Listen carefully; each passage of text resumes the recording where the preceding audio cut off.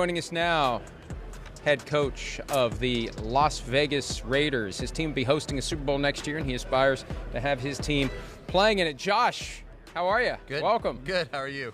Good. Good to be with you. Yeah, you too. We're having a nice little visit before the cameras. It's like we got to start the interview. We're having a good talk just here. Roll the cameras and let's just have our conversation. Well, we have a long history together, Josh and I, just between being my a backup condolences, quarterback. Josh. Yeah, seriously. between me being in Denver with him as a backup quarterback, or him yelling at me about my breakdown being wrong when I was quality control, right? A few times where he's like, "What the hell is this?" I forced him into broadcasting as well. How did you become comfortable signing a guy without a spleen to play quarterback? His father and I had a long conversation about that, and then this guy did a great job. I came in for the workout. He did a great job. He crushed it. I came in for a workout just real quick before we dive into your life. It was the windiest day in the history of Denver. Do you remember that? Yeah, and you threw the ball well. I threw the ball well, and I think that I wasn't totally 100%, but I was nervous as hell, and it was like 40-mile-per-hour winds, and did a good job. Yeah, it was good. Thanks, Josh. Thanks for making me feel good. Go ahead. How is it when you look back at this season in Las Vegas that you didn't have a single normal game? No. How much do you look forward to playing a normal game or two or three or four this year? I think I got to believe, Dave and I have talked a lot about this, the experiences we had this year have to be, there's got to be something we went through all that for. Right. There's so many of those close games, so many things that we learned about ourselves, about our team, about our staff. We've gained a lot of information since the season ended.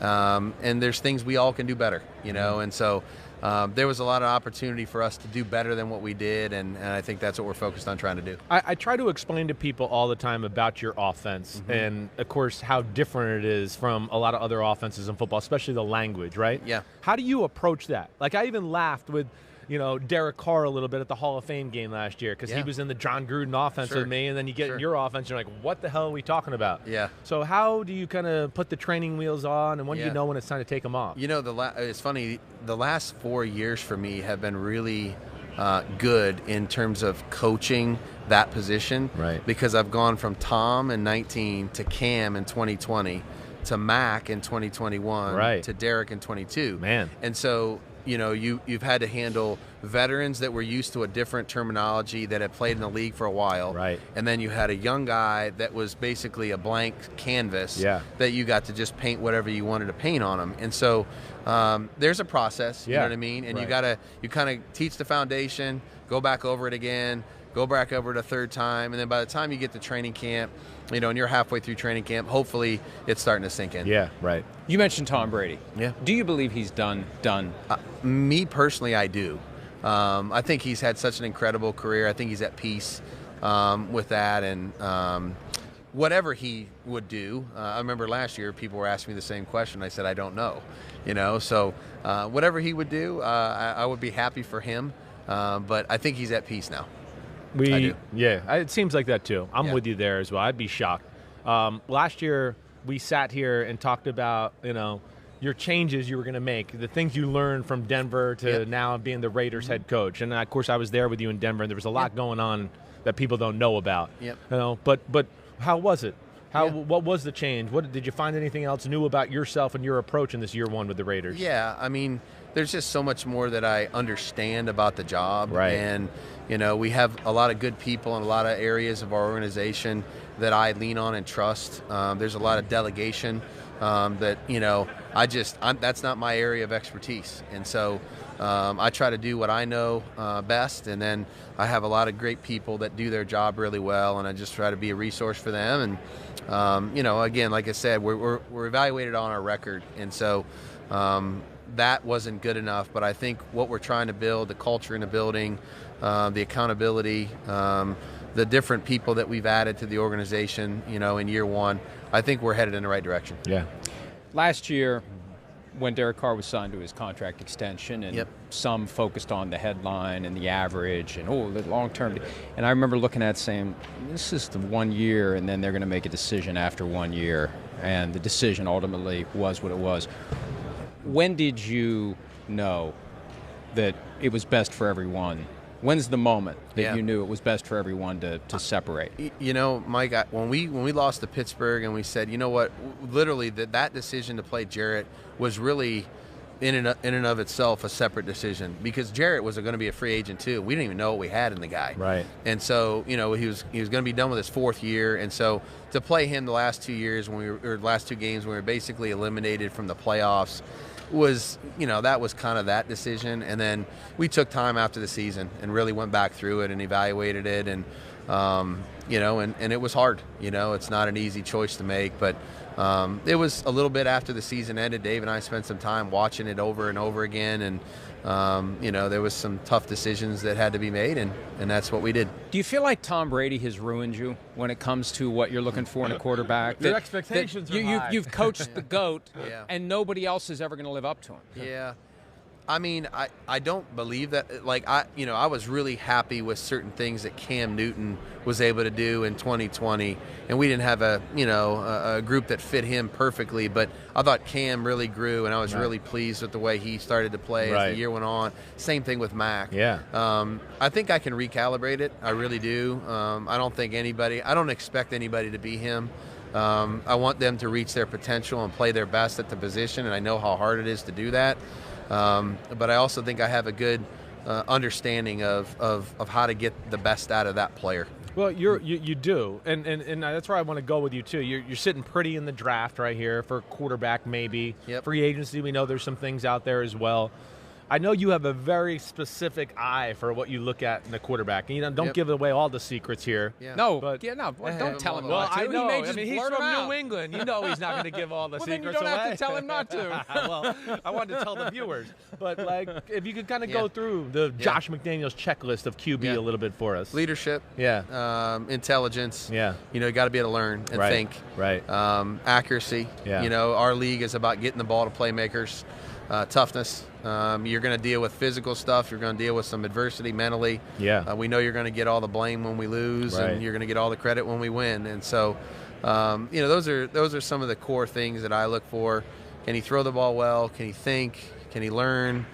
Can he lead? And is he tough? And can he stay out there? And so, you know, this is as hard a position as there is to play. Yeah, There's a lot more that goes into it than just those things, but I'd say in terms of prerequisites, those things are at the top. Right. Let me ask you, have you changed, like, your 2022, 2023 here, where 10 years ago we were in, and I know I was like you in New England and Denver, like the measurables of quarterbacks, like certain size, certain hand size. If it was below that, you guys wouldn't look at them, right? Yeah. Have you changed along that? We've adapted. You've adapted. Sure. You have. Yeah.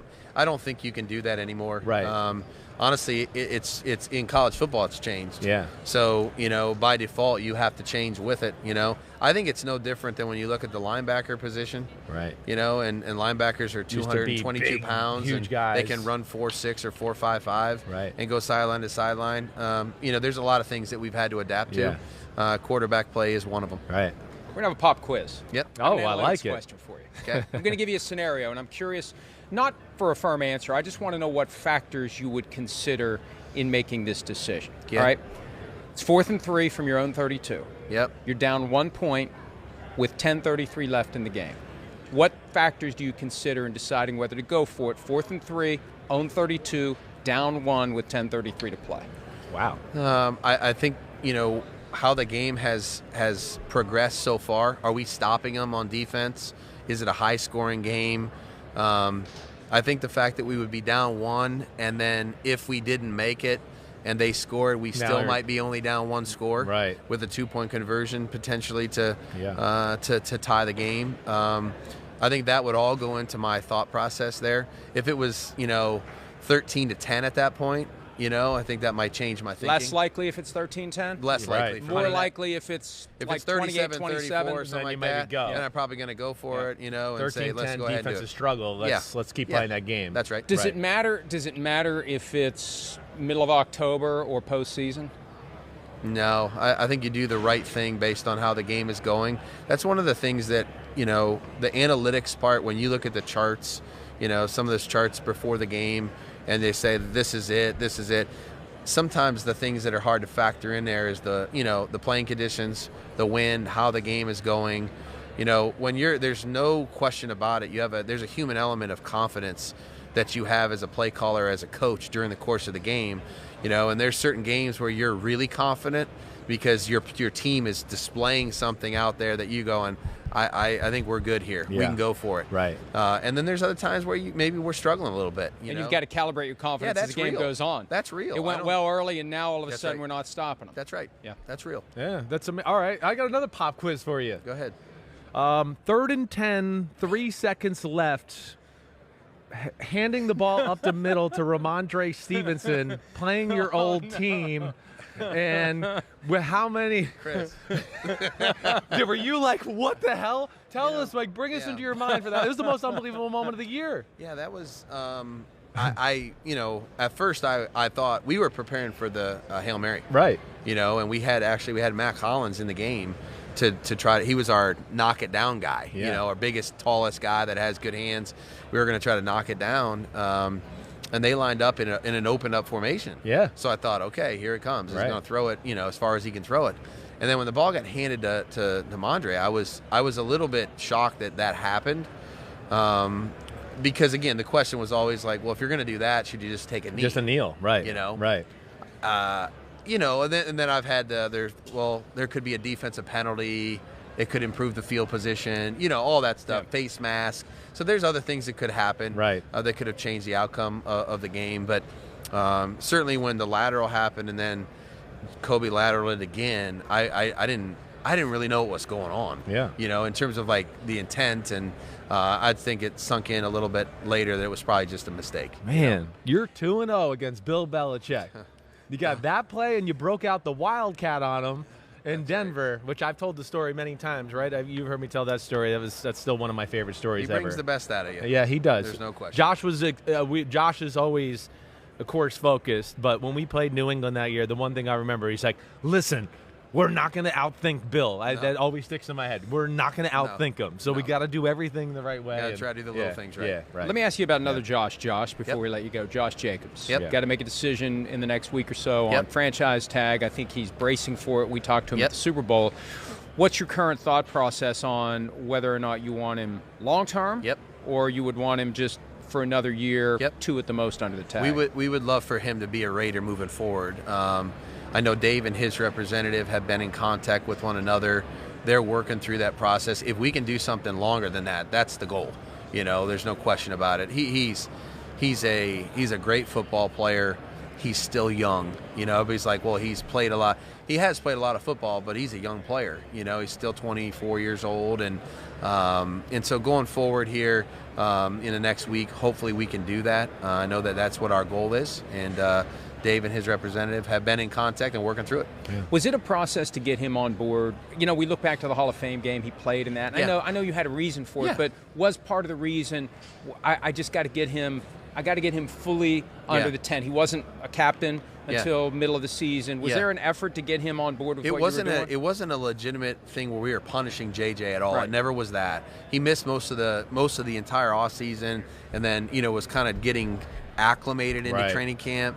And so I wanted to get that out of the way. Yeah. Like, let him have a chance to get the ball handed to him and not go through the whole month of August. Not getting tackled or hit or block somebody. And never touched and then go into the first game. Right. So, ball security is such an important part to our backs. I just wanted him to touch the ball a few times and go. And he was great with it. Right. He ran his butt off in the Hall of Fame game. Your team right now, and I know you got to go here soon, but your team right now, you're rebuilding, but you got some guys that are Devontae and Darren Waller and Renfro, and Josh Jacobs if he's back, where you go, hey, they're there. They're kind of ready now. How much does that affect the quarterback decision, in the top 10 or we don't have a quarterback under contract other than Chase right now, so that room's going to change, and it's not going to be – I don't think it's just going to be one avenue. We have to add some veteran presence there. It may be Stidham, it may be, and then we have to look at the draft and see if we can add a good player, a good young player or two. Right. And so we're not going to turn away from anybody at that position. It's definitely going to look different, I'd say a couple months from now than it does right now. And we want the guy to play good. Right. Whoever's playing quarterback, we want him to play well. We got some good pieces, as you just mentioned, around him, and that's the goal, is try to improve our football team everywhere we can. You ever look at the rosters and the coaching staffs in your division and say, Why did I pick Holy this shit. division? It was a lot easier when we were in New England and the Bills, Jets, and the Dolphins didn't have anything.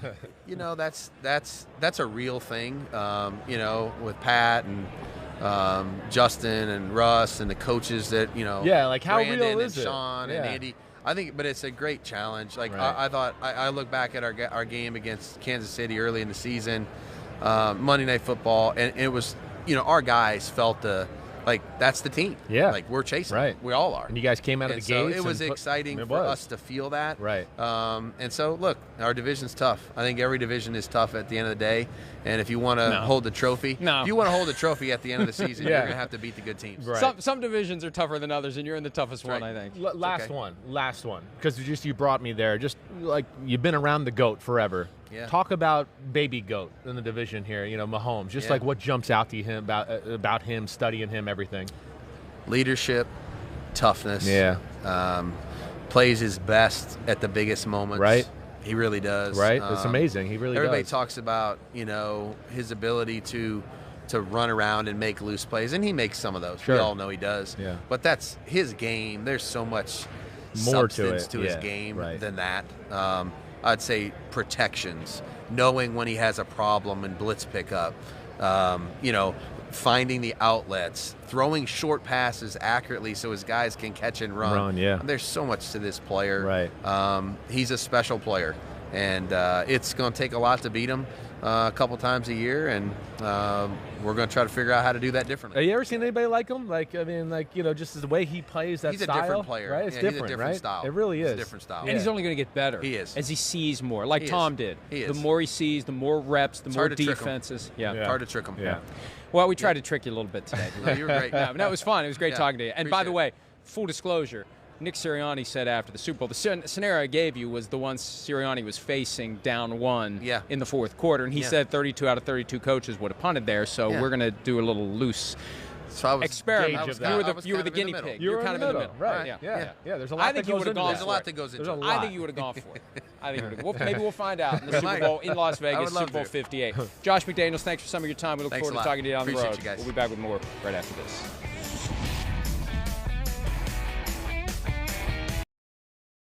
Hi, I'm Mike Tirico, and thanks for watching. Make sure to hit subscribe for the latest news and highlights from NBC Sports.